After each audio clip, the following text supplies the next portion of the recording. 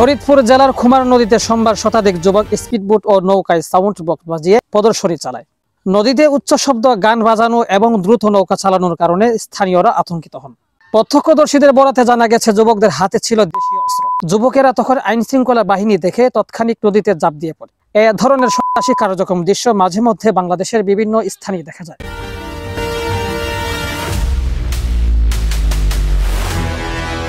যুবকরা পুরো সন্ত্রাসীর মতো আচরণ করলেও প্রশাসনের দুর্বলতার কারণে তাদের থামানো যায় না। ফরিদপুরের ঘটনায় এই সত্যের প্রমাণ। প্রশাসন যদি তার সর্বোচ্চ আইন প্রয়োগ করত, তাহলে দেশে এ ধরনের সন্ত্রাসী কর্মকাণ্ড আর বিস্তার পেত না। স্থানীয় প্রশাসন জানিয়েছে, পরিস্থিতি নিয়ন্ত্রণে আনা হয়েছে এবং প্রয়োজনীয় আইনগত ব্যবস্থা দেওয়া হবে।